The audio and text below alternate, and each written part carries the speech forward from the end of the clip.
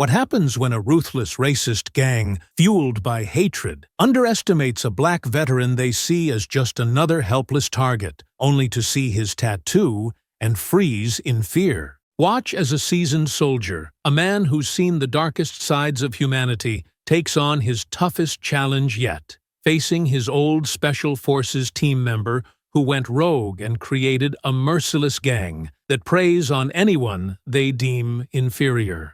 Before we go any further, comment where in the world you are watching from, and make sure to subscribe. The late morning sun filtered through the cafe's large windows, casting soft patterns of light across the polished wooden tables. The place was quiet, save for the low hum of conversations and the occasional clink of a ceramic mug being set down. David Carter, seated at his usual corner booth, glanced out the window as he sipped his coffee. The steam rose slowly, curling like smoke against the light. At 68, David had carved out a routine that suited him. The cafe was a sanctuary of sorts, a place to sit, think, and enjoy the rhythms of ordinary life. He stretched his legs beneath the table, the stiffness in his knees reminding him of the years spent in service. Despite the aches, he was still solidly built, his posture commanding respect without effort. "Refill, Mr. Carter?" Grace's warm voice cut through his thoughts. He smiled up at her. "Why not? Keeps me young." Grace chuckled as she topped off his mug, her auburn curls bouncing. "Not many people could keep up with you, young or old." She lowered her voice. "Have you noticed those guys outside?" David glanced through the window.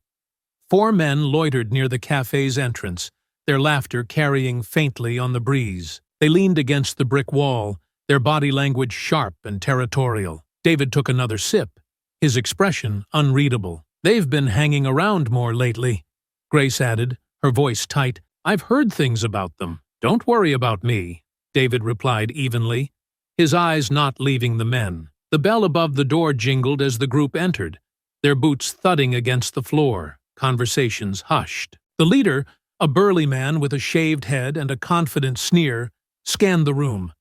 He locked eyes with David, his grin widening as if drawn to a challenge. "Well, well," the man drawled, sauntering toward David's booth. "Looks like the old guard's still kicking." David met his gaze without flinching.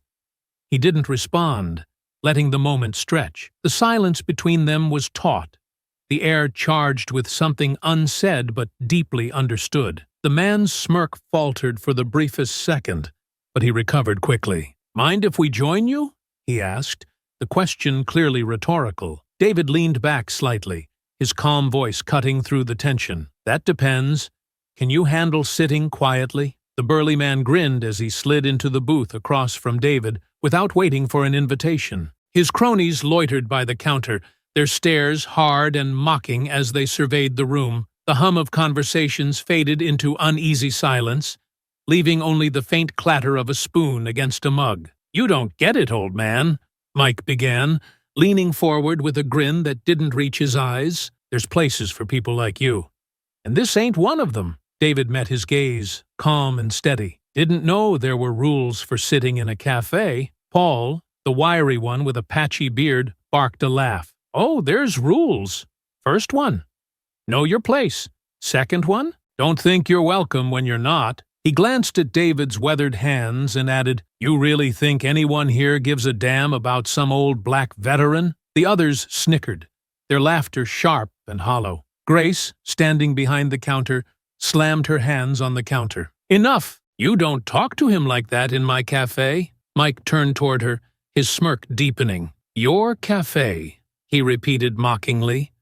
"This whole town's ours, Grace. You think anyone here's gonna stand up for you?" "For him?" He gestured toward David with a flick of his hand. "I do," Grace said, though her voice wavered. "Now leave." Mike ignored her, leaning closer to David. "Tell me, old-timer, what's it like? Spending your life thinking you fought for something real? Thinking you mattered? You don't. Never did. Not here. Not anywhere." David's jaw tightened, but his expression remained calm. Paul stepped closer, crossing his arms. "Yeah.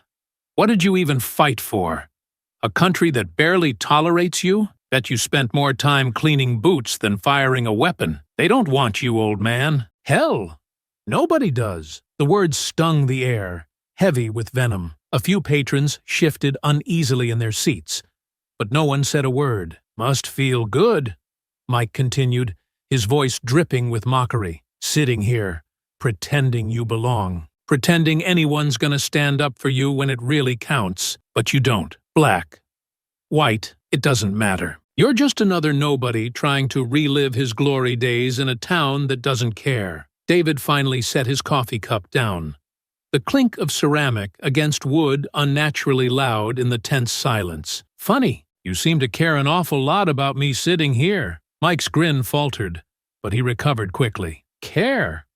Nah, we just don't like seeing people like you getting comfortable where you're not wanted. Paul chimed in, sneering. Yeah, you think you're tough?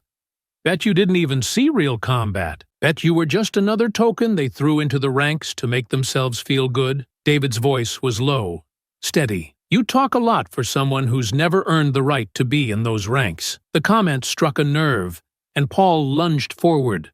But Mike stopped him with a hand on his chest. Easy, Paul, he said, though his own smile had turned into a thin line of irritation. He turned back to David. Let me make this real simple for you, old man. People like you don't last long in places like this, so why don't you save yourself some trouble and move on before things get messy? David leaned back slightly, his calm gaze unwavering. Messy? Like the mess you make every time you open your mouth? The cafe was deathly silent. Mike's face darkened, his smirk replaced by something uglier. You got a smart mouth for someone who's got nothing left. But don't worry, we'll fix that. He stood abruptly, towering over David. Come on, boys. Let's leave the war hero to his coffee. We've got more important things to do. The gang moved toward the door, but as they reached it, Mike turned back, his voice loud enough for everyone to hear. But hey, if you're feeling brave, maybe come see us outside, old man. Let's see if you've still got any fight left in you. Paul laughed, adding, Yeah, show us what a big, tough soldier you are. Bet you won't even make it down the block without needing a nap. Mike smirked one last time and spat on the floor near David's booth. That's for all the worthless soldiers who thought they were good enough. Spoiler alert, you're not. The bell above the door jingled as they left, their mocking laughter lingering in the air. Grace let out a shaky breath, her voice trembling with anger. David, I'm so sorry. I didn't think they'd... David raised a hand, silencing her. He stood slowly, his movements deliberate, his eyes fixed on the door. It's not your fault, Grace, he said quietly, brushing the wrinkles from his sleeve. She frowned, concern etched on her face. David, what are you doing? He didn't answer, his hand grazing the edge of his forearm before he walked toward the door. I'll be right back, he said, his voice calm but heavy with purpose. The midday sun bore down on the street as David stepped out of the cafe. Across the road, the gang loitered in an alleyway, their laughter harsh and grating. David adjusted his jacket, his steady strides carrying him toward them, his expression unreadable. Mike noticed him first and let out a mocking laugh. Well, looks like the old man found his courage. What's the matter, Grandpa? Couldn't handle us having the last word? David stopped a few feet away, his gaze sharp. You left before you finished your story. Thought I'd come out here and get the full version. Paul snorted. What story? We already told you everything you need to know. Guys like you don't belong here.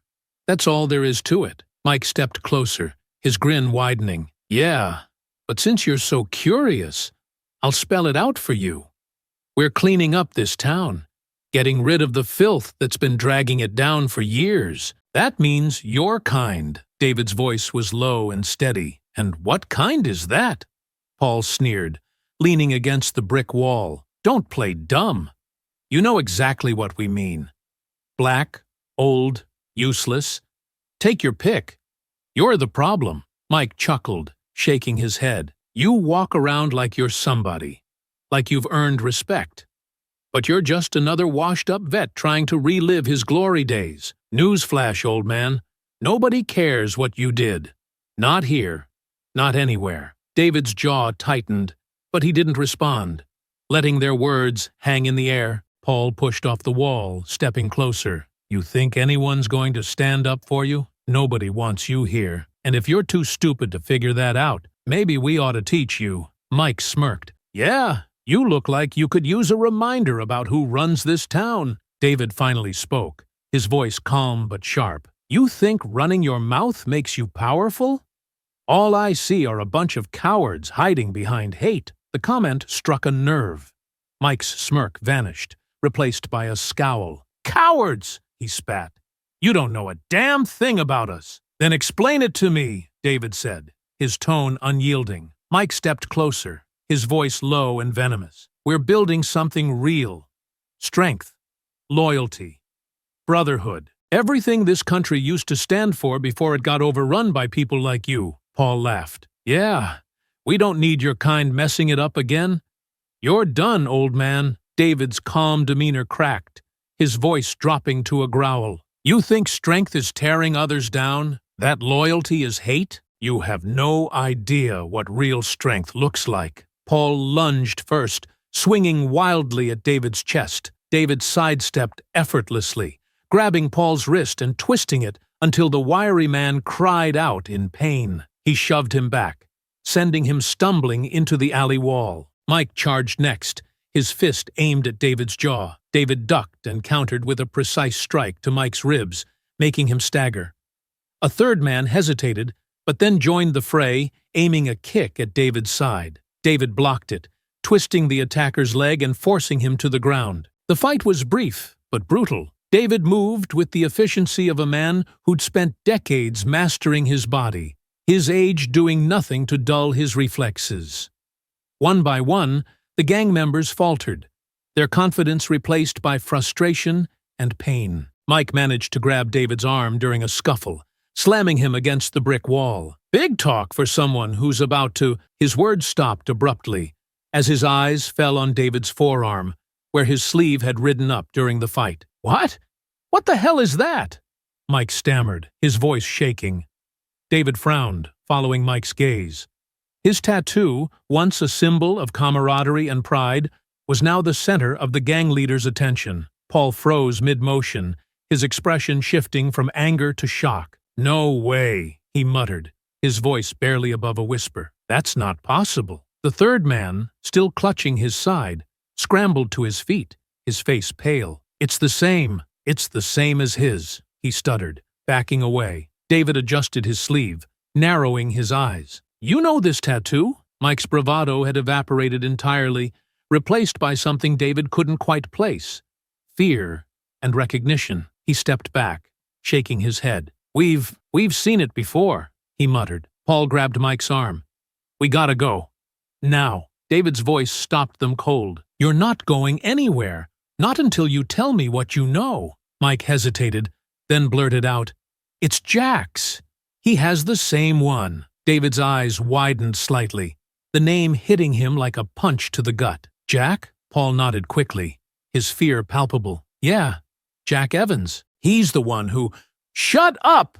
Mike snapped, but it was too late. David's expression hardened, pieces of a puzzle falling into place. "I'm going to find Jack," David said coldly. "And when I do, you'll wish you'd stayed out of my way." The gang exchanged terrified glances, their earlier bravado shattered. Without another word, they turned and fled, disappearing into the shadows of the alley. David rolled his sleeve back down, his mind racing. Jack Evans, a name from his past, a man he'd once called a comrade.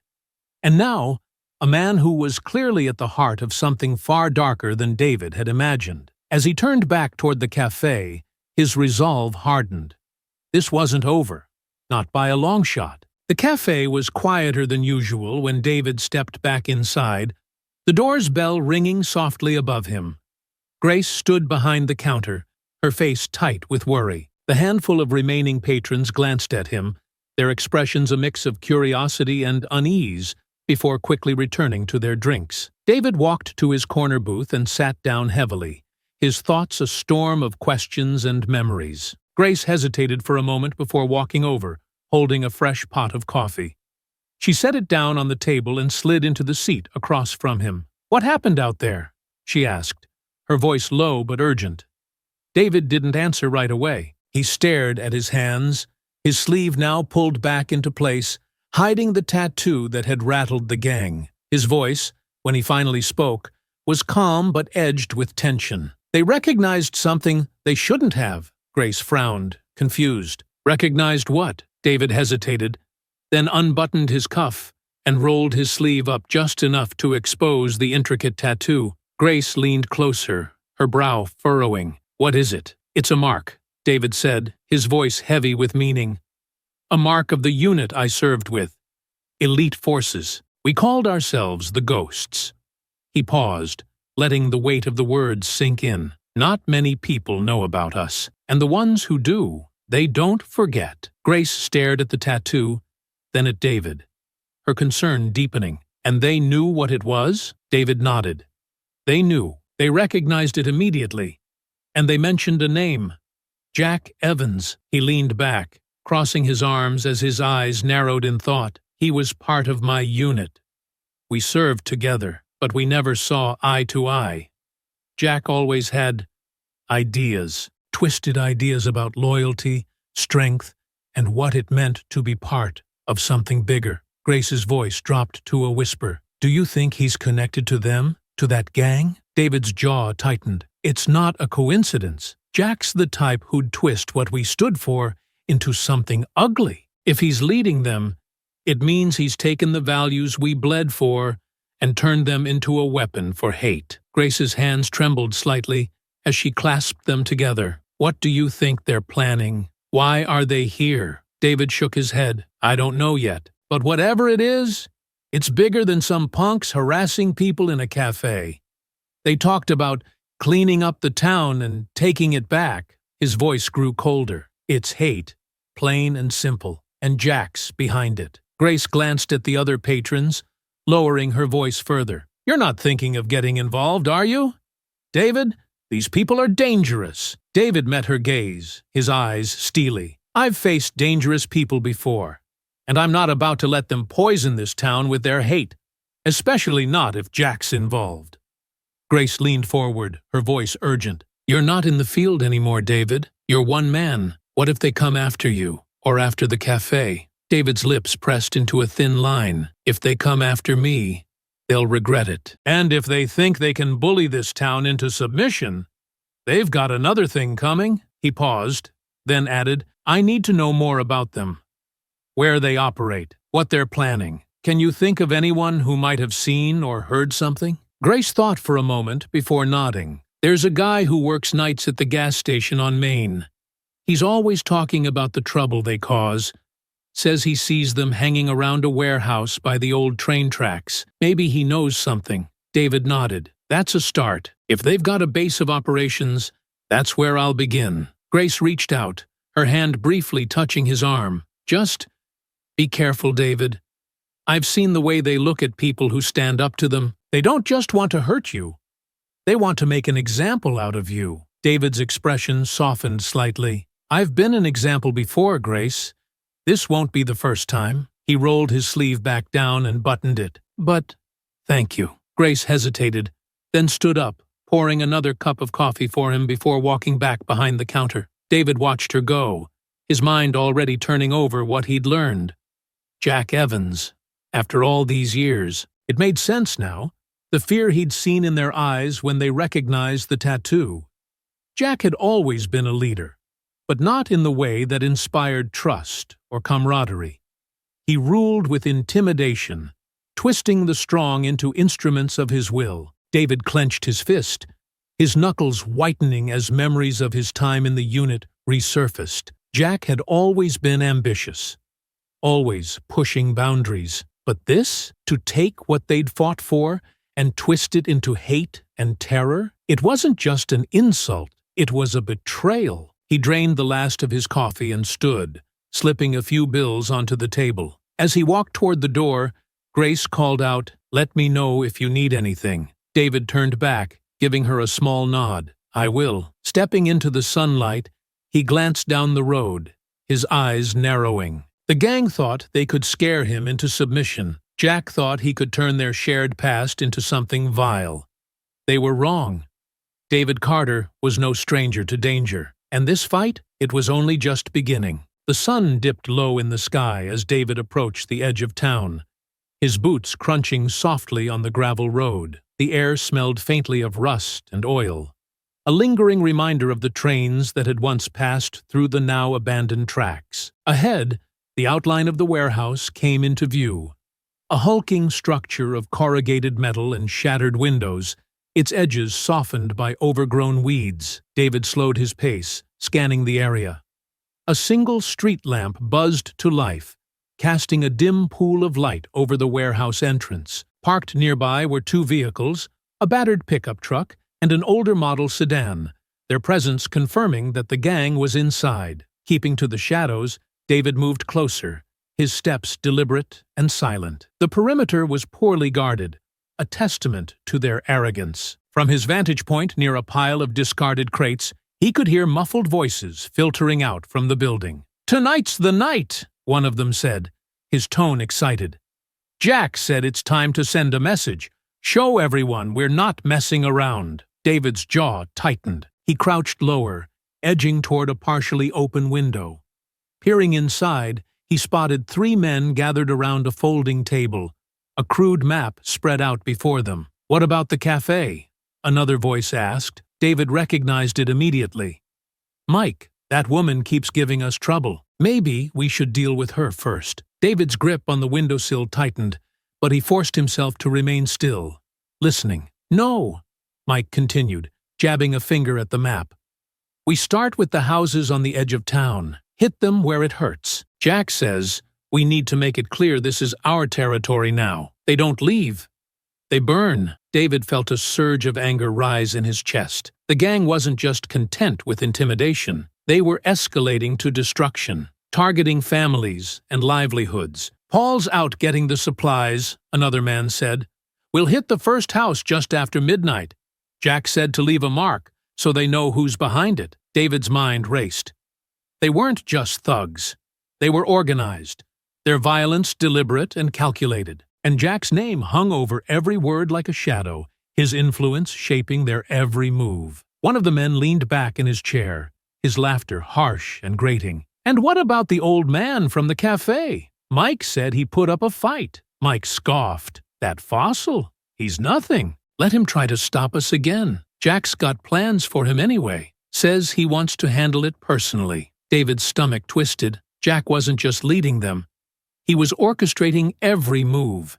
And now, David was firmly in his sights. He ducked lower as one of the men stood, stretching and heading toward the door. "Gotta take a leak," the man muttered, stepping outside. David pressed himself against the wall, holding his breath as the man passed within feet of him, oblivious to his presence. When the door slammed shut, David moved quickly, scanning the table again. His eyes locked on the map, where red circles marked several locations around the town. The cafe was one of them. He needed more information. Moving toward the rear of the warehouse, he found a narrow side door. It was locked, but a firm twist and a shove with his shoulder dislodged the rusted latch.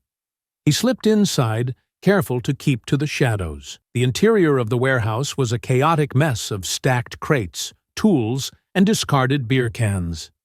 In the center of the room, the table stood under a dim bulb. David moved closer, his eyes darting between the map and the scattered papers. Names and addresses were scribbled hastily in the margins, targets for the gang's planned attacks.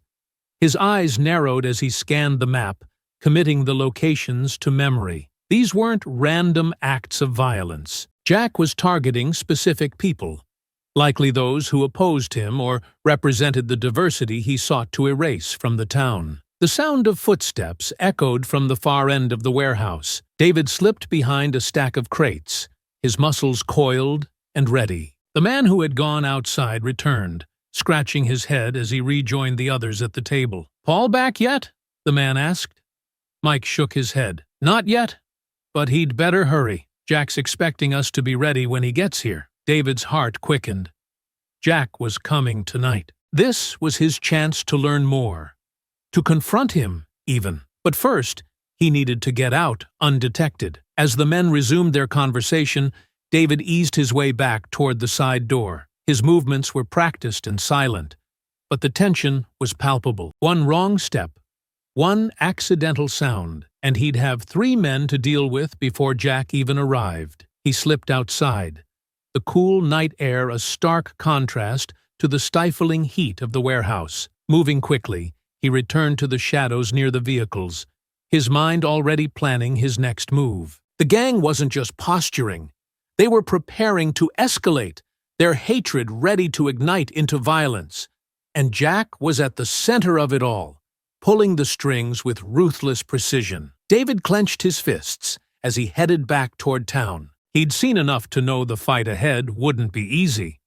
But if Jack thought he could use their shared past to spread terror, he was about to learn just how wrong he was. The sun dipped low in the sky as David approached the edge of town, his boots crunching softly on the gravel road. The faint scent of rust and oil lingered in the air near the abandoned train tracks, where the warehouse loomed like a forgotten giant. Its corrugated metal walls were streaked with grime, and shattered windows dotted its frame, offering glimpses of the shadowed interior. David stopped a few yards away, crouching behind a pile of discarded crates. 2 vehicles sat parked near the warehouse, a battered pickup truck and a sedan with peeling paint. Voices drifted from inside, muffled but agitated. Keeping to the shadows, David edged closer, his steps silent. As he approached an open window, the voices became clearer, their tone tinged with malice. "Tonight's the night," one of the men said, his words clipped and eager. "Jack wants us to hit 'em hard.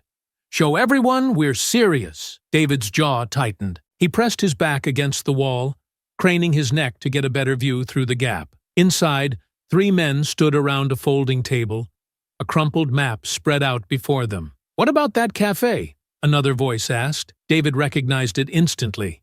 "Mike, that woman's been a pain. Maybe we start there." David's fists clenched, but he forced himself to remain still. "No," Mike continued, jabbing a finger at the map. "We go for the houses first. Edge of town. Jack says we need to hit them where it hurts. Make 'em scared to stay. If they don't leave, they burn." David's breath caught, his stomach twisting with anger. These weren't random thugs. Their plans were calculated, designed to terrorize and destroy. "Paul's getting the supplies," another man said. "Should be back soon.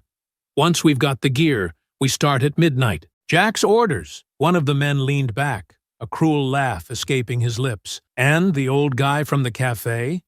Think Jack's still gonna deal with him?" Mike scoffed. "That fossil? He's nothing. Jack says he's got a special plan for him. Wants to make an example of him, just like the rest." David's pulse quickened. Jack wasn't just orchestrating this violence.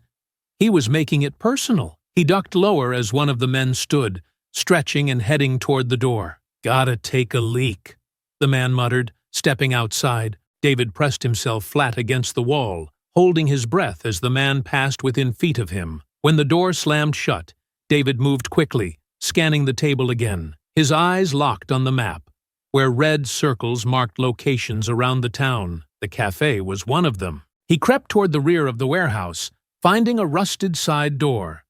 A firm twist and shove dislodged the latch, and David slipped inside. The air was thick with the smell of oil and sweat, the dim bulb above the table casting long shadows across the cluttered interior. Moving closer to the table, David scanned the map and the papers scattered around it. Names and addresses were scribbled in the margins, targets for the gang's attacks. His eyes narrowed as he committed the information to memory. These weren't random acts of violence. The gang was targeting families, business owners, and anyone they deemed unwelcome, systematically erasing those who didn't fit their twisted vision of the town. The sound of footsteps echoed from the far end of the warehouse. David ducked behind a stack of crates, his body tense. The man who'd gone outside returned, scratching his head as he rejoined the others. "Paul back yet?" he asked. Mike shook his head. "Not yet, but he'd better get here soon. Jack's expecting everything to be ready when he arrives." David's heart quickened. Jack was coming tonight. If he stayed, he might confront him face to face. But the gang's plans weren't just a threat. They were evidence. Evidence the authorities needed to stop this before it escalated. He slipped back toward the side door, his movements swift and silent. Each step felt heavier with the knowledge of what he'd learned. Arson, intimidation, and terror, all in the name of hate. Jack's hand was on all of it, his influence driving the gang's violent agenda. Outside, the cool air hit David's face like a wake-up call. The street lamp flickered above, casting long shadows as he hurried toward the road. He needed to get to the police station, and fast. The map, the addresses, the timeline. Every detail he'd gathered could be the key to stopping Jack's plans before they spiraled further out of control. As he approached the outskirts of town, Grace's words echoed in his mind. "You're one man. What if they come after you?" She was right. This wasn't something he could handle alone. Not this time. David clenched his fists as he quickened his pace. The gang thought they were untouchable, that their hate could fester without consequence. But tonight, they'd learn the price of underestimating him. And Jack? Jack would face justice, not just for his crimes, but for the betrayal of everything they once stood for. The faint hum of fluorescent lights buzzed above David as he stepped into the police station. The sterile smell of disinfectant hung in the air, mingling with the faint scent of stale coffee. A young officer sitting behind the front desk glanced up, his expression wary as David approached. "Can I help you?" the officer asked, his tone flat. David placed his hands on the counter, his voice steady but urgent. "I need to report a planned attack. A gang is targeting homes and businesses around town, starting tonight." The officer raised an eyebrow, leaning back in his chair.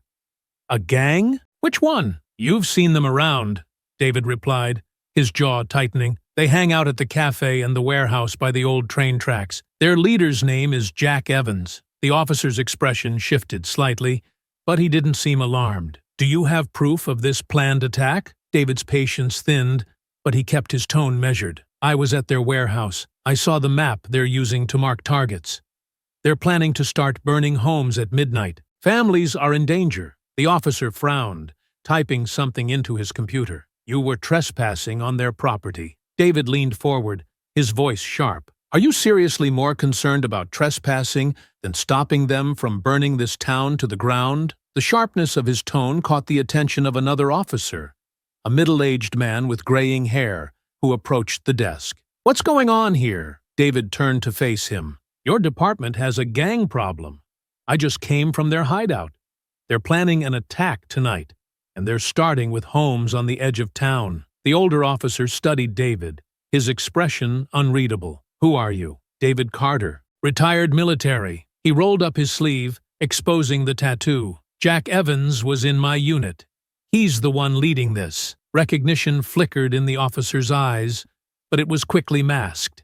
He glanced at the younger officer, who seemed more confused than concerned. "Let's step into my office," the older officer said, gesturing toward the back. David followed, the door clicking shut behind them. The office was cramped, cluttered with paperwork and faded photos of community events. The officer sat down, gesturing for David to do the same. "Look," the officer began, his tone softer. "I've heard of Jack Evans.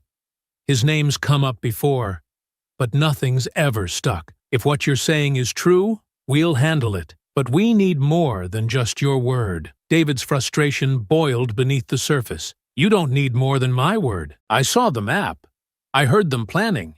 They've got addresses, people they're targeting. What more do you need?" The officer sighed, rubbing his temples. "This isn't the movies, Carter. We can't just storm into their warehouse without evidence. You said there's a map. Where is it?" David hesitated. "It's in the warehouse." "Then we're at a dead end," the officer said. "I can send a patrol car to check the area, but without concrete proof, there's not much we can do." David's hands curled into fists. "If you wait for concrete proof, people are going to get hurt. Or worse. These men aren't bluffing." The officer held up a hand. "I hear you, and I'll do what I can, but you need to trust the system." David stared at him for a long moment, his gut twisting. "The system," he repeated quietly, his voice laced with disbelief. He stood abruptly, his chair scraping against the floor. "I hope for everyone's sake. You're right." The officer stood as well, offering a hand. "Thank you for bringing this to our attention. We'll look into it." David shook his hand reluctantly, his expression grim. "I hope looking into it is enough." As he left the office and stepped back into the fluorescent-lit lobby, the younger officer avoided his gaze, tapping absently at his keyboard. David pushed open the station doors, the cool night air brushing against his face. For a moment, he stood on the steps, staring out at the quiet town. Lights flickered in distant windows, the streets empty save for the occasional car rolling past. It felt too calm, too normal, given the storm he knew was brewing. He took a deep breath, trying to convince himself he'd done all he could. The police had the information. They'd act on it. They had to. As he started walking back toward the cafe, a shadow of doubt crept into his mind. He couldn't shake the memory of the gang's voices, their cruel laughter, and the chilling certainty in their words. Jack Evans wasn't the type to back down. Reaching the edge of town, David glanced toward the darkened skyline. He clenched his fists, the weight of responsibility heavy on his shoulders. David paused at the street corner, staring toward the cafe. Its dimly glowing sign flickered like a heartbeat, casting weak light over the sidewalk. Doubts crowded his mind, the police officer's words echoing in his head. "We'll handle it." Will they? He wondered, his gut twisting with doubt. He'd been told the same in the past, always followed by inaction until it was too late. He clenched his fists. He couldn't let Grace's cafe, her livelihood, become another statistic in a report that would be filed too late. With a deep breath, David started forward. His steps quickened as the nagging sense of urgency grew. As he rounded the last corner, his instincts screamed at him. He stopped abruptly, ducking into the shadows of an alley. 3 figures loomed near the cafe's entrance, their movements hurried and deliberate. One of the men shook a gasoline canister, its sloshing contents gleaming faintly in the flickering light. Another crouched by the steps, flicking a lighter absently, the flame dancing in the darkness. "Hurry it up!" the crouched man hissed, glancing over his shoulder. "Mike said we don't have all night. Relax," the man with the canister muttered, pouring gasoline onto the doorframe. "This dump will go up in seconds. She's gonna regret ever messing with us." The third man, a wiry figure with a patchy beard, chuckled darkly. "Bet she'll come running out screaming. Maybe we'll have some fun before we torch the rest of it." David's stomach twisted with anger. He stepped out of the shadows, his voice cutting through the night like a blade. "Step away from the cafe." All 3 men froze, their heads snapping toward him. For a moment, the only sound was the faint trickle of gasoline pooling on the ground. The wiry man stood slowly, his grin twisting into a sneer. "Well, well, look who decided to show up. Grandpa thinks he can save the day." The man with the canister straightened, his broad shoulders blocking the light. "What are you going to do, old man? Bore us to death with war stories?" He lifted the canister and shook it mockingly. "Maybe we'll give you a head start before we light this place up." David's voice was low and firm, but each word carried weight. "You have one chance to walk away." The crouched man stood, flipping the lighter closed with a snap. "Or what? You gonna call the cops? Go ahead. By the time they get here, this place'll be ashes." The wiry man stepped forward, his hands balled into fists. "Think you're tough? Big bad soldier coming to save the town. Newsflash. Gramps, you're not scaring anybody." David stood his ground, his voice like steel. "Last warning. Leave." The wiry man let out a sharp laugh, then lunged. David sidestepped, grabbing the man's arm and twisting it behind his back. The wiry man howled in pain as David shoved him hard into the cafe wall. "Get him!" the man with the canister shouted, rushing forward.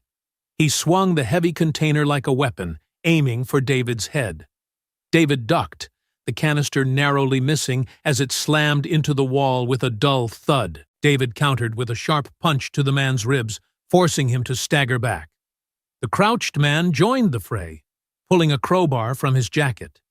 He swung wildly, the metal whistling through the air. David blocked the strike with his forearm, wincing at the impact, but staying focused. With a quick step, he grabbed the crowbar and yanked it free, tossing it aside. The wiry man recovered, charging at David with a shout. David sidestepped again, driving his elbow into the man's side before sweeping his legs out from under him. The man hit the ground hard, gasping for air. The man with the canister roared, charging again with a wild swing. This time, David caught the container mid-swing, twisting it free and slamming it against the man's chest. The canister tumbled to the ground, spilling its contents in a pungent puddle. The crouched man hesitated, his eyes flicking between David and his injured companions. "What the hell is this guy?" he muttered, his confidence faltering. David's eyes narrowed as he advanced. "You're not as tough as you think." The wiry man scrambled to his feet, blood dripping from his nose. He reached into his jacket, pulling out a knife. "I'll show you tough," he snarled, slashing toward David. David stepped back, his movements calm and calculated. The knife sliced through the air, but met only empty space. David grabbed the man's wrist, twisting it sharply. The knife clattered to the ground as the wiry man screamed in pain. "Enough!" the man with the canister shouted, clutching his chest. "We're done!" David released the wiry man, who stumbled backward, clutching his wrist. The three men exchanged panicked glances before the tallest of them growled, "This isn't over. Jack's gonna make sure you pay." David's expression didn't waver. "Tell Jack I'm waiting." The three men staggered away, disappearing into the shadows. David stood still, his chest heaving as he scanned the area. The gasoline canister lay abandoned near the cafe door, its contents soaking into the ground. The cafe door creaked open behind him, and Grace stepped outside, her face pale and drawn. "David, what's going on? Are you hurt?" David turned to her, his voice tight with controlled anger. "They were going to burn it down. They weren't bluffing." Grace's hands trembled as she looked at the canister. "Didn't you call the police? What are they doing?" David shook his head, his jaw clenched. "They said they'd look into it.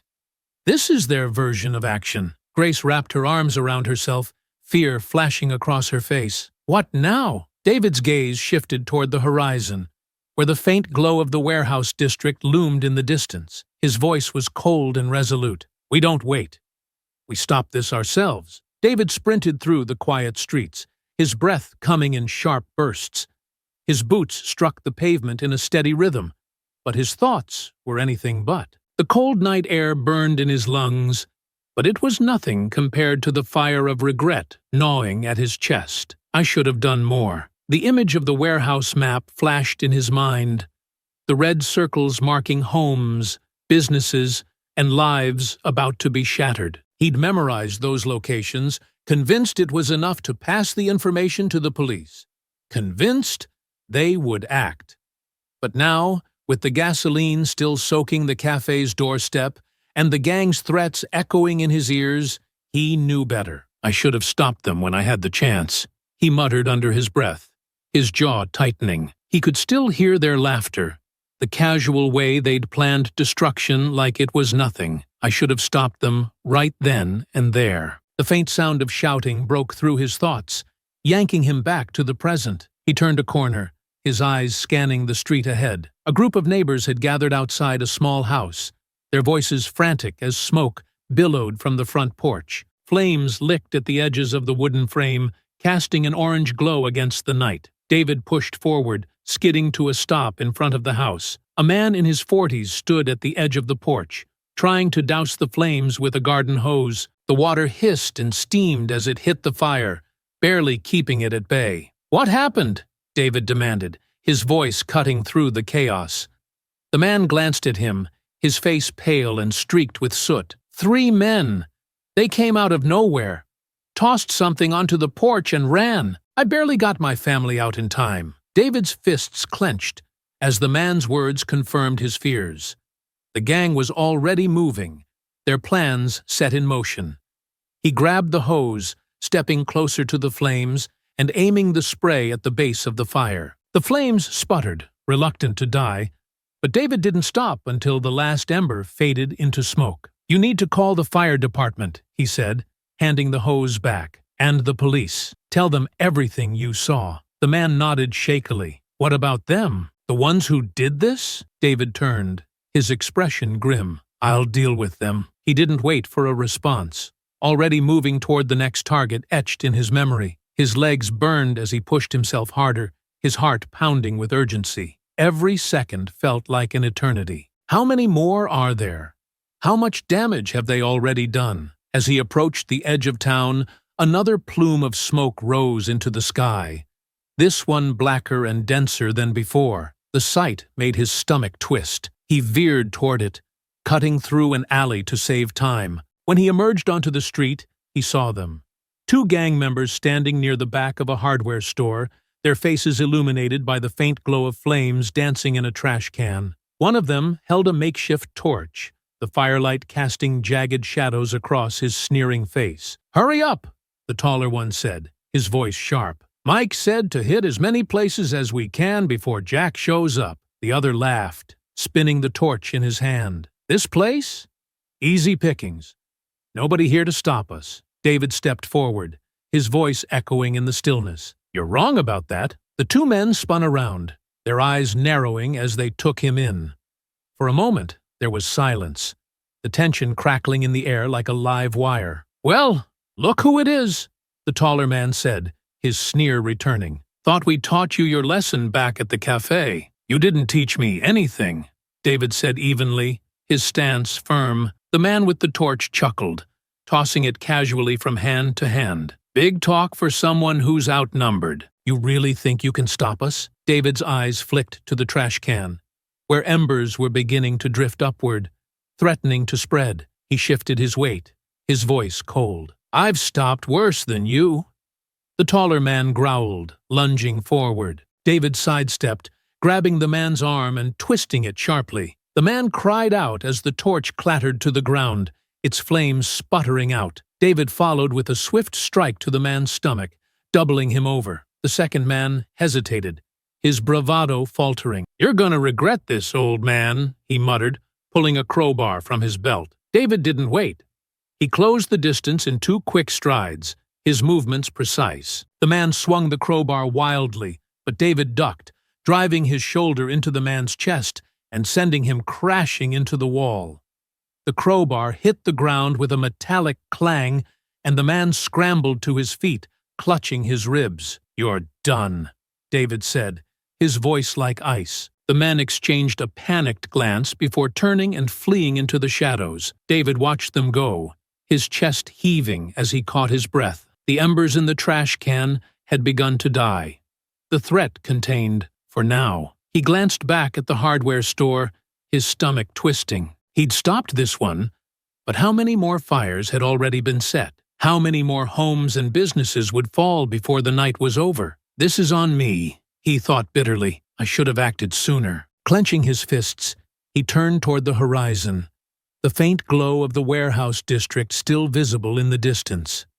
The regret burned hotter than the fires he'd extinguished, but he wouldn't let it stop him. He still had work to do. David's lungs burned as he pushed himself down the empty streets, his senses sharp despite the exhaustion creeping in. The faint wail of a siren cut through the night, making him pause. He turned toward the sound, spotting flashing blue and red lights bouncing off nearby buildings. He ran toward the source, his boots pounding against the pavement. As he turned the corner, he came upon a scene of chaos. 2 police cruisers were parked haphazardly in the street, their lights flashing wildly. An officer stood near a patrol car, shouting into his radio, while another was engaged in a scuffle with 2 gang members near a storefront. One of the gang members swung a bat at the officer, who dodged and tackled him to the ground. The second gang member turned to run, but stopped short when he saw David approaching.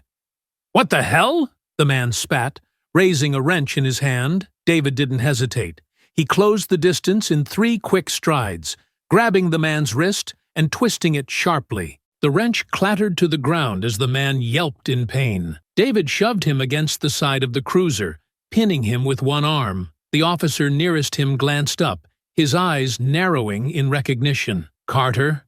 he asked, his voice tinged with surprise. David nodded curtly. "Looks like you're finally out here doing something." The officer snorted, slapping cuffs onto the man he'd tackled. "Better late than never. We got a call about fires breaking out and a gang moving through town." He jerked his head toward the other gang member. These two were trying to torch the bakery. David released the man he was holding, allowing the officer to cuff him. The fires aren't random. Jack Evans is behind this. He's got them working in teams, hitting specific targets. The officer's expression darkened. Jack Evans? You serious? Dead serious, David replied. I saw the map at their warehouse. They've planned every attack. If we don't stop them now, they'll burn half the town before sunrise. Another officer jogged over, wiping sweat from his brow. We've got reports of more fires on the north side. It's spreading faster than we can keep up. David's jaw tightened. You need someone who knows their tactics. Let me help. The officer hesitated, glancing at his partner. You sure about this? He's right, the first officer said. If he knows their plans, we'd be stupid not to use him. The second officer nodded reluctantly. Fine, but you stay with us. No going rogue. David smirked grimly. No promises. The three piled into one of the cruisers, the engine roaring to life as they sped toward the next location. David sat in the back, his mind racing. He rattled off the addresses he'd memorized from the map, directing the officers to the most likely targets. They're working in teams, he explained, 2 or 3 at a time, hitting places they think are easy targets. They're counting on you being too slow to keep up. The officer driving clenched the wheel tighter. Not tonight. They're not. The cruiser skidded to a stop in front of a small auto repair shop, where 2 gang members were smashing windows and tossing bottles filled with gasoline through the openings. Flames were already licking at the edges of the building as David and the officers jumped out. Freeze! One of the officers shouted, drawing his weapon. The gang members turned, their faces twisting in panic. One of them threw the empty gasoline bottle at the officer, who ducked as it shattered against the patrol car. The other bolted toward the alley, but David was faster. He sprinted after the fleeing man, his boots pounding against the pavement. The man glanced over his shoulder, his eyes wide with fear. "Stay away, old man!" he shouted, pulling a knife from his belt. David didn't slow. When the man lunged, David sidestepped, grabbing his arm and twisting it behind his back. The knife fell with a clang, and David shoved the man into the alley wall, pinning him there. "You're done," David growled, his voice cold. The officer caught up moments later, slapping cuffs onto the man as David stepped back, his chest heaving. The second gang member had been subdued near the patrol car, and the officers quickly moved to extinguish the flames spreading through the repair shop. David stood back, his fists clenched as he surveyed the scene. One of the officers approached him, his face grim. "That's 2 teams down, but we're still getting reports of fires on the south side. You think Jack's there?" David's eyes narrowed. "If he's not, he will be soon. He'll want to see the damage for himself. We need to move now." The officer nodded. "Then let's go." As they climbed back into the cruiser, David's resolve hardened. He'd let Jack and his gang go unchecked for too long. Tonight, that ended. The cruiser screeched to a halt outside the warehouse, its flashing lights illuminating the crumbling structure. David stepped out, his eyes scanning the darkened exterior. The warehouse loomed ahead, its broken windows glowing faintly from the dim bulbs inside. "He's here," David said firmly, his voice steady despite the tension in the air. "This is where they regroup. It's their base." The officer closest to him frowned. "Makes sense. They'd fall back here after the attacks. We've got reports of a few fires already stopped, but there's still teams unaccounted for." David nodded grimly. "Jack's orchestrating everything from here. He's not out there setting fires, he's pulling the strings." As they approached the open loading dock, the faint hum of voices reached them. David motioned for the officers to stay low, and they crept toward the entrance. Inside, a group of gang members gathered around Jack, who leaned casually against a stack of crates. His posture was relaxed, but his eyes flicked toward every movement in the room, sharp and calculating. "Mike's team screwed up," one of the gang members muttered, pacing back and forth. "They barely got out of there." "Doesn't matter," Jack replied, his tone calm but commanding. "We've done enough to scare this town. By morning, they'll know who's in charge." "What about Carter?" another asked, glancing nervously toward the warehouse entrance. "He's out there, isn't he? He's not going to stop." Jack smirked. Carter's a relic. He doesn't understand what we're building here. Let him chase shadows while we finish the job." David stepped into the open, his voice cutting through the room like a knife. "You think I don't understand, Jack?" The gang froze, their heads snapping toward him. Jack turned slowly, his smile fading into a faint look of surprise. "David," he said, his tone almost amused, "I was wondering when you'd show up." David's eyes narrowed as he took another step forward. "It's over. Call your men off." Jack shook his head, his smirk returning. "You always were predictable. Still playing the hero? Thinking you can save everyone? But this isn't the battlefield, David. This is my world now. This?" David gestured to the gang members, to the chaos around them. "This isn't strength. This is cowardice. Hiding behind a gang of fools to do your dirty work." Jack's expression darkened. "Careful, David. You're outnumbered, and your badge-wearing friends won't save you." One of the officers stepped into the warehouse, his weapon drawn. "Police! Everyone down, now!" Jack's men erupted into motion, grabbing weapons and scattering. Two lunged toward David, forcing him to duck as a crowbar swung past his head. He countered with a sharp elbow to the nearest attacker's ribs, sending him sprawling.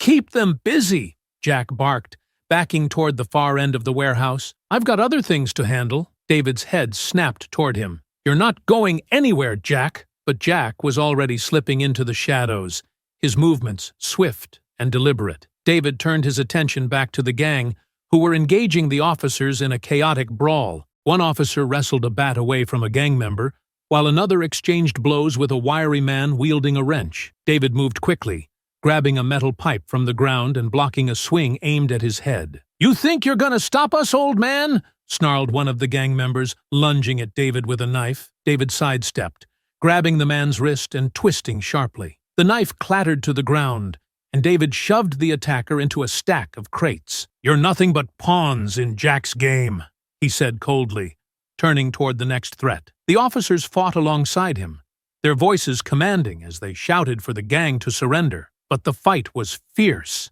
and the gang was desperate. A second man charged at David, swinging wildly with a chain. David ducked, driving his fist into the man's stomach before sweeping his legs out from under him. "Where's Jack?" one of the officers shouted, scanning the warehouse as the gang began to falter. David's eyes darted toward the back of the room, where an open door swung slowly on its hinges. His stomach twisted with realization. "He's gone," David muttered, his voice laced with frustration. The officer cursed, pinning one of the remaining gang members to the ground. "We'll catch him. Let's clean this up first." David straightened, his chest heaving as he scanned the room. The gang members who hadn't fled were subdued, cuffed, and disarmed. But the sense of victory felt hollow. Jack had used the fight as a distraction, slipping away while his men fought and fell. One of the officers approached David, his expression grim. "We'll track him down. He can't run forever." David shook his head, his jaw clenched. "Jack doesn't run. He regroups, plans, and strikes again. He won't stop until someone forces him to." The officer nodded. "Then we keep the pressure on. He won't get far." David glanced toward the open door, his fists tightening. The fires might be out, but the fight wasn't over. Not as long as Jack was still free. The faint glow of dawn began to creep over the horizon as the chaos inside the warehouse subsided. The gang members who hadn't escaped were cuffed and lined up against the wall, their heads hung low in defeat. Officers moved methodically through the space, cataloging weapons, gathering evidence, and tending to minor injuries from the fight. David stood near the open loading dock, his fists clenched as he stared at the darkened street beyond. His breath still came in short bursts, but it wasn't the fight that had him on edge. It was Jack's escape. "Carter!" one of the officers called, approaching with a clipboard in hand. "We've got most of them rounded up. A few managed to slip out during the fight, but nothing major. This will cripple them for a while." "For a while," David echoed, his tone flat. "Jack's still out there. As long as he's free, this isn't over." The officer hesitated, then placed a hand on David's shoulder. "We'll catch him. We've got his name, his network. He won't get far." David shrugged the hand off, his jaw tightening. "You don't know Jack like I do. He doesn't run. He regroups, retools, and comes back stronger. You think you've got time, but he's already planning his next move. The officer frowned, but before he could respond, another called out from across the room. "Hey, we've got something!" David and the officer turned as an evidence tech held up a crumpled piece of paper. The tech unfolded it carefully, revealing a crudely drawn map with a series of marked locations. Most were crossed out, but one at the far edge of town was circled in red. "What's that?" David asked, stepping closer. "Looks like their fallback point," the tech replied. "Probably where Jack's heading. We'll send a team." David's stomach twisted. "By the time you organize a team, he'll be gone," he said, his voice edged with frustration. "He's already one step ahead of us.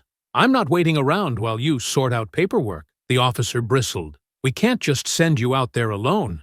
This is a police operation, and you'll handle it like you handled the rest of tonight?"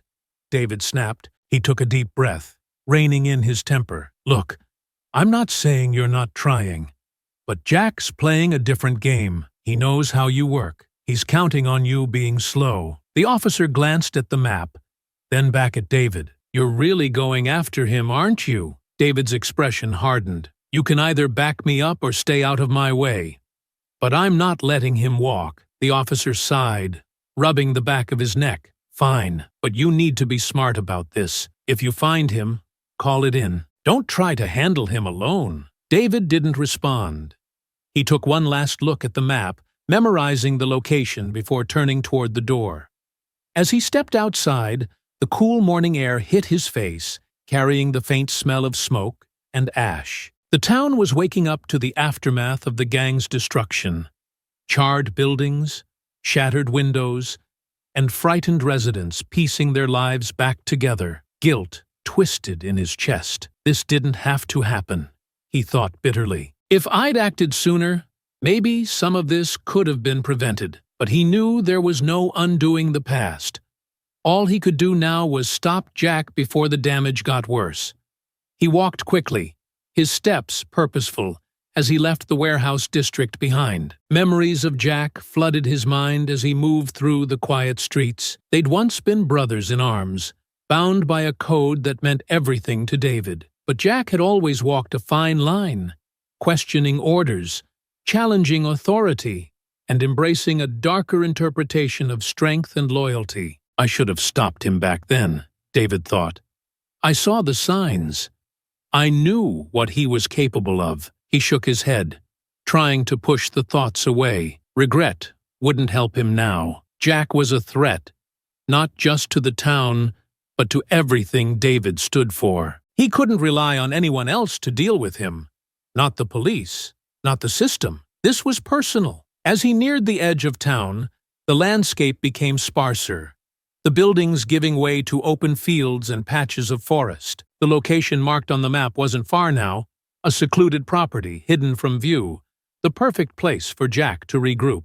David stopped for a moment, taking a deep breath as he checked the small knife tucked into his boot. He wasn't armed like the police, but he had something far more important: the training, the discipline, and the resolve that had kept him alive through countless battles. "This ends tonight," he muttered to himself, his voice low but firm. The faint chirping of birds heralded the coming dawn. But David's focus was locked on the task ahead. Jack thought he could slip away, that his gang's destruction would cover his tracks. But he'd underestimated David Carter. David tightened his grip on his resolve and stepped forward, the faint glow of Jack's fallback location just visible in the distance.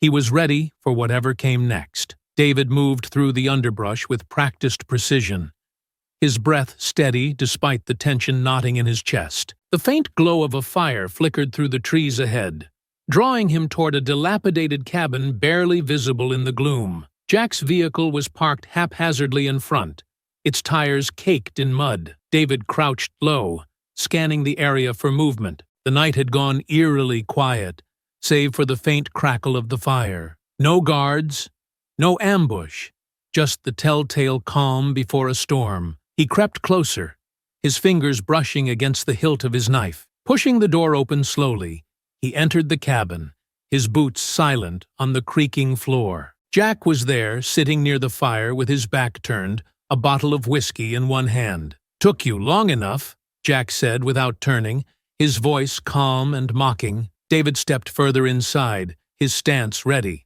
"You've been busy," Jack chuckled, taking a long swig before setting the bottle down. "Always. You know me?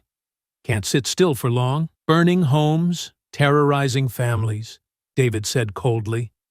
"You've crossed too many lines, Jack. It's over." Jack finally turned, his face partially lit by the fire's glow. A faint smirk tugged at his lips. "Over?" he repeated, leaning back lazily. "No, David.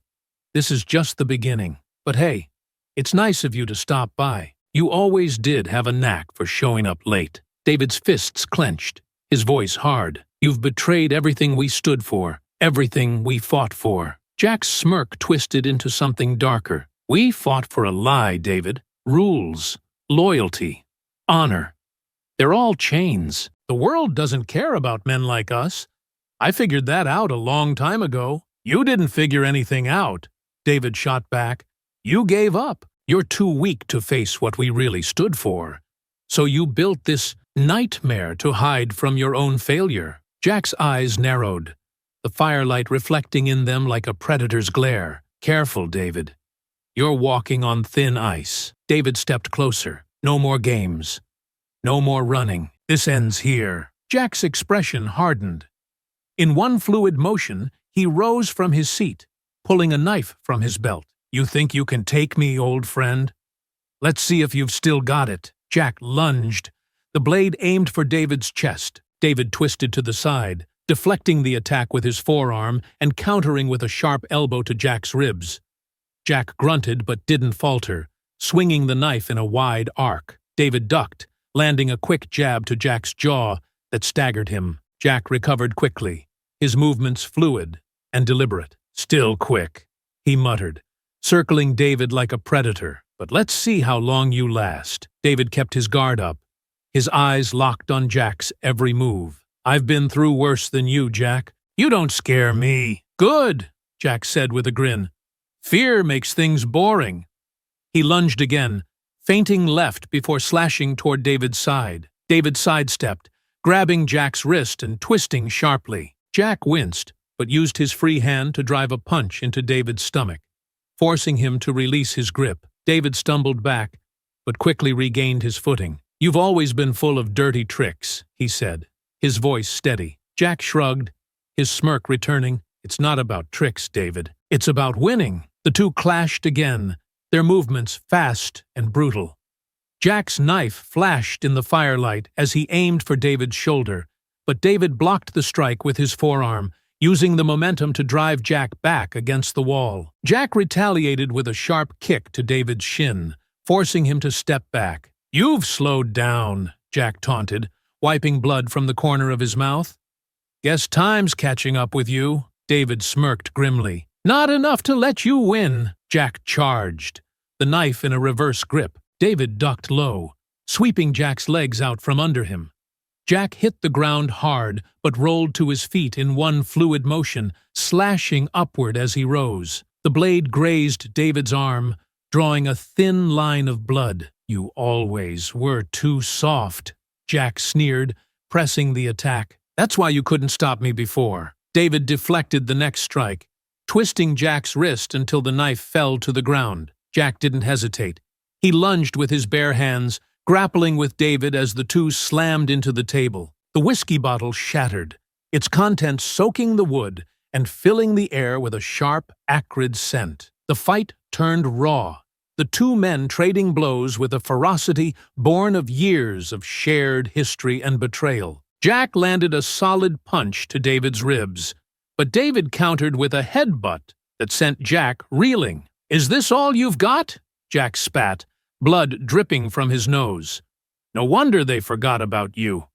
You're nothing but a relic." David advanced, his voice low and steady. "You keep talking, Jack, but it won't change how this ends." The fight paused for a moment, the two men circling each other like wolves, their breath ragged. The room felt smaller, the fire casting long shadows as it crackled behind them. Jack grinned through his bloodied face. "I've been waiting for this, David. Let's see if you've got the guts to finish it." David's eyes narrowed, his resolve like steel. "You'll wish I didn't." The two clashed again, their movements a blur of strikes and counters. Every blow carried the weight of their shared past, every strike a battle of wills. The fight wasn't just physical, it was personal, a culmination of everything they'd become. The firelight flickered wildly, casting jagged shadows as David and Jack circled each other. Their breaths came in sharp bursts, their bodies bruised and bloodied,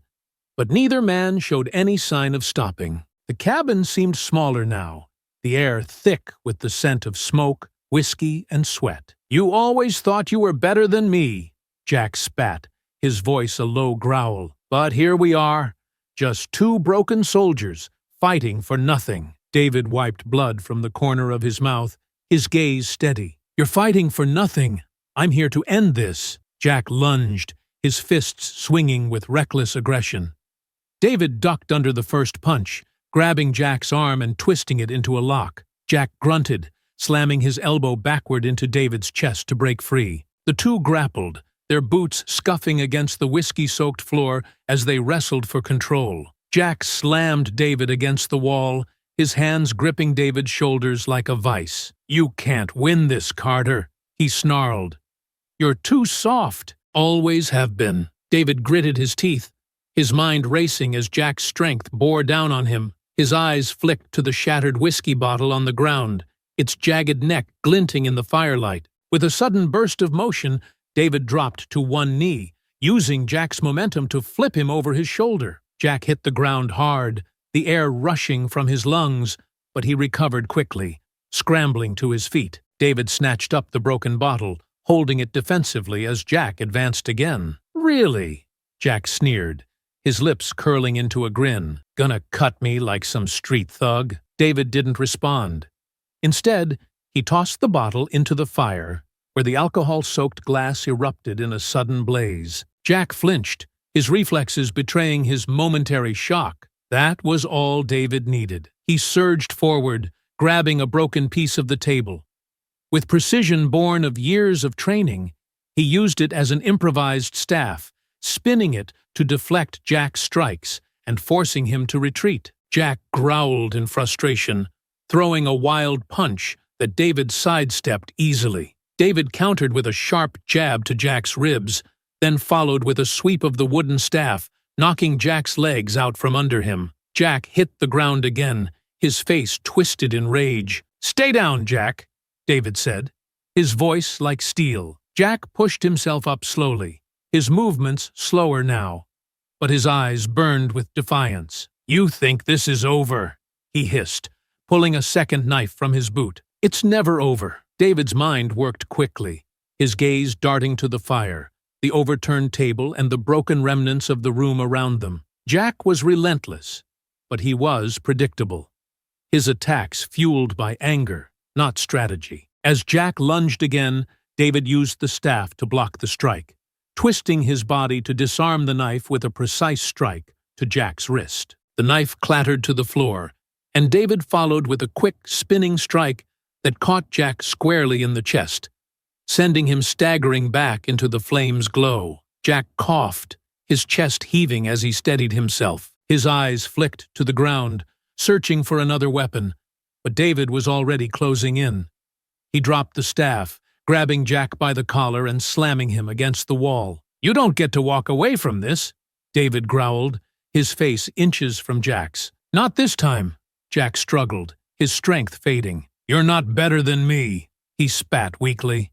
"You're just like me." David's grip tightened, his knuckles whitening. "That's where you're wrong." With a sharp motion, he spun Jack around, pinning his arms behind his back. He reached into his pocket, pulling out the zip ties he'd taken from the police earlier. Jack thrashed, but David's hold was unyielding. "You're done, Jack," David said coldly, securing his wrists. For the first time, Jack's bravado cracked. "You think this changes anything?" he barked. "There'll be others. You can't stop it." David pulled Jack toward the door, his steps firm and deliberate. "Maybe not, but I've stopped you." As they stepped outside, the faint glow of sunrise illuminated the clearing. The sirens in the distance grew louder, signaling that the police were closing in. Jack's defiance faded, replaced by a quiet resignation as the reality of his situation set in. "You always were too stubborn for your own good," Jack muttered. David didn't respond. He handed Jack over to the arriving officers, his expression unreadable. As the cuffs clicked into place, David stepped back, the weight of the night finally lifting from his shoulders. The fight was over. Jack was finished. The sun hung low in the sky, casting long shadows over the clearing as the last of the police cruisers pulled away. The cabin, now cordoned off with yellow tape, sat silent and broken, a stark reminder of the chaos that had unfolded just hours before. David stood near the edge of the tree line, his hands resting on his hips, as he watched the officers load the final pieces of evidence into their vehicles. One of the officers approached him, her boots crunching softly against the gravel. "It's over, Carter," she said, her voice calm but edged with fatigue. "Jack and his men are in custody. They won't be causing trouble again anytime soon." David glanced at her, his expression unreadable. "For now," he replied. "Men like Jack don't just disappear. Even locked up, they leave scars. Their poison doesn't wash away that easily." The officer shifted uneasily but nodded. "You did good tonight. The town owes you for this." David shook his head, his gaze distant. "The town doesn't owe me anything. Just make sure they don't have to go through this again." As the officer returned to her squad car, David stayed behind, letting the cool breeze cut through the remnants of tension in his chest. He stared at the horizon, the faint sounds of the forest slowly filling the silence. For the first time that night, he allowed himself a breath of relief. When he finally made his way back into town, the damage from the gang's rampage was everywhere. Burned-out shells of buildings dotted the streets, their blackened frames standing in sharp contrast to the brightening sky. Residents worked in small groups, clearing debris and salvaging what they could. The quiet murmur of determination filled the air. David moved through the streets unnoticed, his presence blending into the hum of activity. He stopped briefly outside the cafe, his eyes scanning the familiar space. The scorched marks on the front steps had been scrubbed away, and the smell of smoke lingered faintly in the air. Inside, Grace was wiping down the counter, her movements deliberate and focused. She looked up when the door chimed softly, her expression softening when she saw David. "You look like hell," she said, setting aside her cloth. David gave a faint smile as he slid onto one of the stools. "Feels about right." Grace poured him a cup of coffee, setting it in front of him without a word. The two sat in comfortable silence for a moment before she finally spoke. "Word's getting around. People are saying you saved the town last night." David shook his head, staring into the dark liquid. "I didn't save anyone. I just stopped one man from doing more damage than he already had." Grace leaned on the counter, her voice gentle but firm. "You did more than that, David. You stood up to something that's been hanging over this place for too long." "That matters." David took a sip of coffee, the warmth spreading through him as he thought about her words. "Jack's gone," he said finally, "but the damage he left behind isn't going to fix itself. People are still scared, still hurt, and they'll heal," Grace said softly. "Because people like you give them the chance to." David looked up at her, the weight in his chest easing slightly. "You're too kind, Grace. I'm just a tired old man who got lucky." She smiled faintly, reaching across the counter to pat his hand. "Sometimes, that's all it takes." As the cafe door opened and a small group of customers filed in, David stood, leaving a few bills on the counter. He paused at the door, glancing back at Grace. "You take care of yourself, you hear?" "You too," she replied, her voice steady. "And don't be a stranger." David stepped out into the brightening day, the sounds of the town slowly returning to life around him. He knew the road ahead would be long, and the scars left by Jack's actions wouldn't fade overnight. But for the first time in years, he felt a glimmer of hope. As he walked down the street, the weight of the night still lingered, but it no longer pressed so heavily on his shoulders. There was work to be done, and David Carter wasn't one to leave things unfinished. The next morning, David found himself in the police station, sitting across from the officer he'd worked alongside the night before. The station was bustling with activity. officers filing reports, suspects being processed, and evidence being catalogued. The chaos felt oddly reassuring. It meant action was being taken. The officer slid a folder across the desk toward David, his expression serious. "This is everything we've got on Jack and his crew. It's enough to make sure they see the inside of a courtroom, but it's going to take work." David opened the folder, skimming through the notes and evidence. The charges ranged from arson and assault to conspiracy and hate crimes. "It's not just about putting them away," David said, his voice calm but firm. "It's about making a statement. People need to see that this kind of hate won't be tolerated." The officer nodded. "The DA's office is on it. With what you've provided, they've got a solid case. But it doesn't hurt to have someone like you willing to testify." David leaned back in his chair, the weight of the request settling over him. He wasn't a stranger to standing up in front of a room full of people, but this was different. This wasn't just about him. It was about giving the community the closure it deserved. "I'll testify," he said, after a long moment. "Jack needs to answer for what he's done." The officer gave a faint smile. "Good, because he's already trying to weasel his way out of it. His lawyer's angling for a plea deal." David's jaw tightened. "No deals. Not for him." The officer's smile widened slightly. "That's what we're hoping for. We want him to face the full extent of the law." The conversation shifted to the other gang members, many of whom had already begun cooperating with the police in exchange for reduced charges. David listened carefully, his thoughts flickering between the events of the night before and the faces of the people whose lives had been upended. "They're scared," the officer said, pulling David from his thoughts. "They know Jack's done for, and they don't want to go down with him. They've given us names, locations, and even plans we didn't know about. It's unraveling faster than we expected." David nodded. "Good. They need to understand that following a man like Jack has consequences." As he left the station, David felt a flicker of satisfaction. Justice was moving forward, albeit slowly. But there was still more to do. Outside, he paused on the steps, watching as a group of townspeople gathered near the burned-out shell of a shop across the street. Their voices carried faintly on the breeze, a mixture of determination and anger. The sight stirred something in David, a reminder of why he'd taken this fight on in the first place. Later that day, he attended a community meeting organized at the town hall. The room was packed with residents, their faces etched with worry and fatigue. Grace waved him over to a seat near the front, her expression softening when he joined her. The mayor stood at the podium, addressing the crowd with a voice that trembled slightly, but grew stronger as she spoke. "What happened last night was a tragedy, but it's not the end. We've been tested before, and we've always come back stronger. This time will be no different." David listened quietly as the townspeople voiced their concerns. Questions about rebuilding, safety, and whether the gang's influence had truly been dismantled. When the mayor called for suggestions, David stood, his presence commanding attention. "This isn't just about rebuilding what was lost," he said, his voice steady.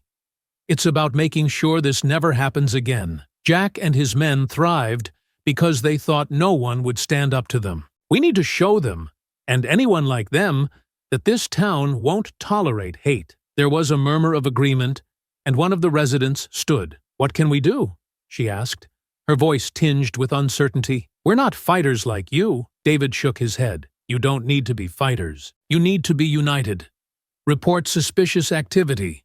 Support each other. Make it clear that there's no room for people like Jack here." The meeting ended with a renewed sense of determination, the townspeople leaving with plans to rebuild and strengthen their community. As David stepped outside with Grace, the sun dipping low on the horizon, he felt a small but tangible sense of accomplishment. "You really think it'll work?"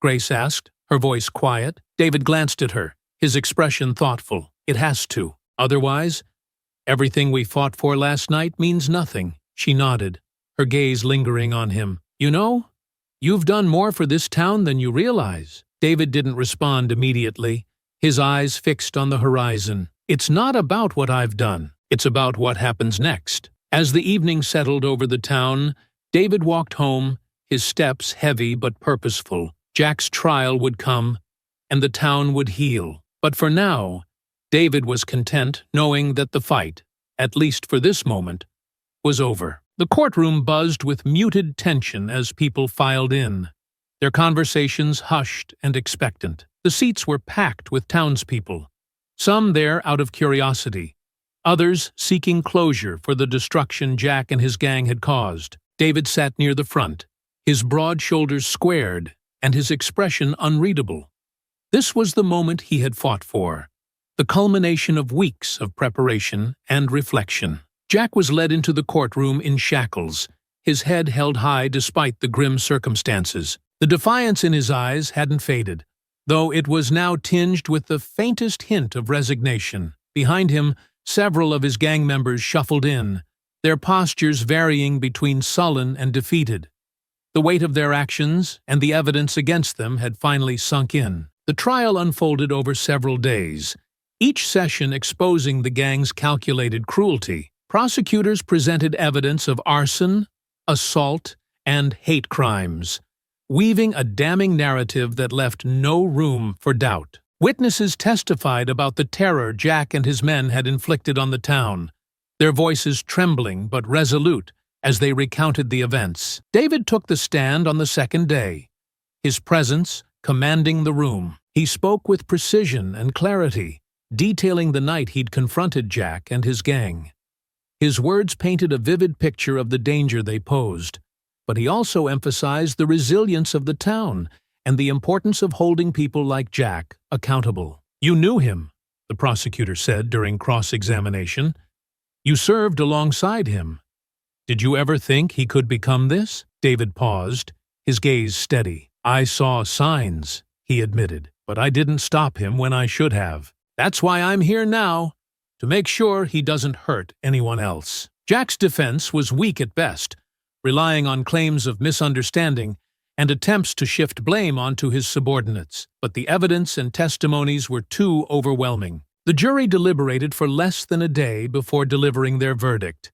Guilty on all counts. When the judge handed down the sentences, the room was silent, save for the scratch of her pen as she signed the official orders. Jack received the harshest punishment, multiple life sentences without the possibility of parole. His gang members faced varying terms based on their involvement, with some sentenced to decades behind bars, and others offered reduced terms in exchange for their cooperation. As the gavel struck, a collective sigh of relief rippled through the courtroom. Justice had been served, and the specter of Jack's influence had been extinguished. Outside the courthouse, the town gathered in small groups, their conversations carrying a mix of relief and hope. Reporters snapped photos and asked questions, but most people brushed them off, focused instead on reconnecting with one another. David lingered near the steps, his hands tucked into his jacket pockets, as he watched the scene unfold.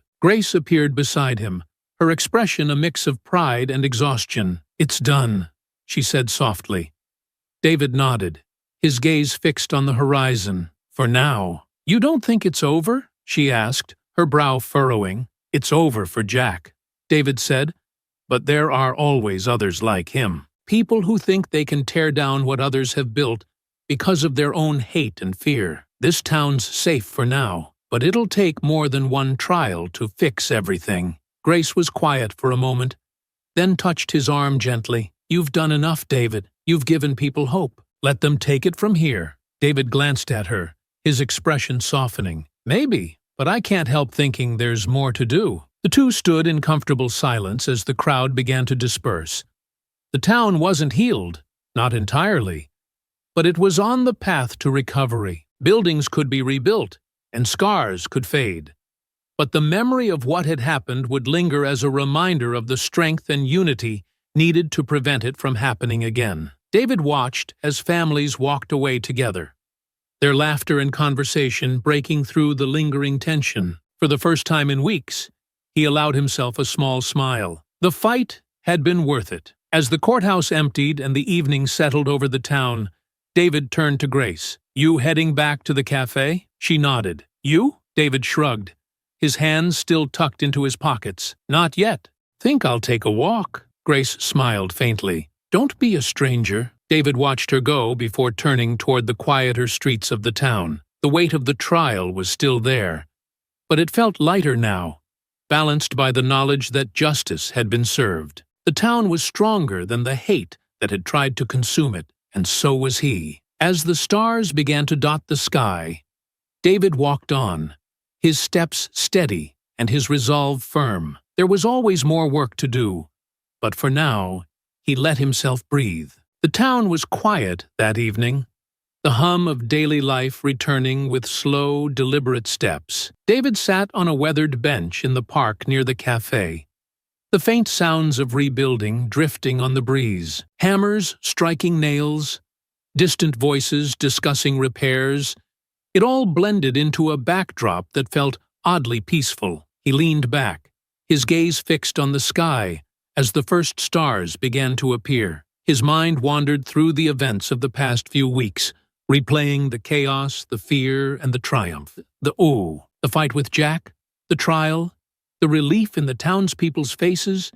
It all felt like pieces of a puzzle that had finally come together. But there was something else, something heavier that he couldn't shake. The memory of Jack's words lingered, their bitterness echoing in the quiet. "You're just like me." David clenched his fists, his jaw tightening.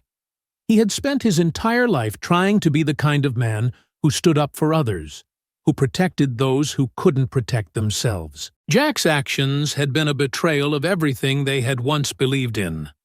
But the hardest part was knowing that he had let Jack walk away all those years ago. "I could have stopped him sooner," he muttered, the words slipping out before he could stop them. "Maybe," came a familiar voice. David turned to see Grace approaching, a steaming cup of coffee in her hands. She offered it to him with a faint smile before sitting down beside him. "But you can't live your life in the rearview mirror," she continued, her tone gentle.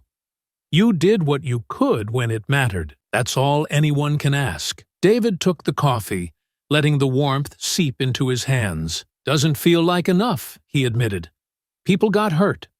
Lives were destroyed because I didn't act when I had the chance." Grace tilted her head, studying him. "Do you think you're the only one who's ever made a mistake? The only one who's ever hesitated?" She paused, letting her words sink in. "What matters is what you did after. You stood up when it counted. You made things right." David stared into the coffee, the steam rising in soft tendrils. Jack thought he was untouchable, and for a while, he was. He thrived on fear, on hate. "I didn't just fight him. I fought everything he stood for." "And you won," Grace said simply. "You gave people hope again." "That's not nothing, David." He nodded slowly, the tension in his shoulders easing slightly. "I just wish it didn't take so much." Grace smiled faintly. "The best things usually do." They sat in comfortable silence for a while, watching as the last traces of sunlight faded from the horizon. The town was far from perfect, but it was healing. The people were coming together, rebuilding not just their homes, but their sense of safety and community. David set the empty coffee cup aside, his gaze distant. "I've spent so much of my life fighting," he said quietly. "It's all I've ever known. But maybe it's time to figure out what else there is." Grace glanced at him, her expression soft. "You think you're ready for that?" David smiled faintly. "I think I might be." The sound of laughter carried on the breeze as a group of children ran past, their energy infectious. David watched them, his chest tightening with something that felt suspiciously like hope. "Maybe it's not about what I've done," he said, his voice thoughtful. "Maybe it's about what I can still do." Grace stood, brushing off her hands. "You'll figure it out," she said, her tone confident. "And when you do, you'll do it your way." David watched her walk away, the faint glow from the cafe's windows casting a warm light on her retreating figure. He stayed on the bench a while longer, letting the quiet settle over him. The weight he had carried for so long felt lighter now, replaced by something he couldn't quite name. As the stars filled the sky, David rose to his feet, his steps slow but steady. The fight with Jack was over, but the work of rebuilding, both for the town and himself, was just beginning. And for the first time in years, he felt ready to face it. I hope you enjoyed that story. Please share it with your friends and subscribe so that you do not miss out on the next one. In the meantime, I have hand-picked 2 stories for you that I think you will enjoy. Have a great day.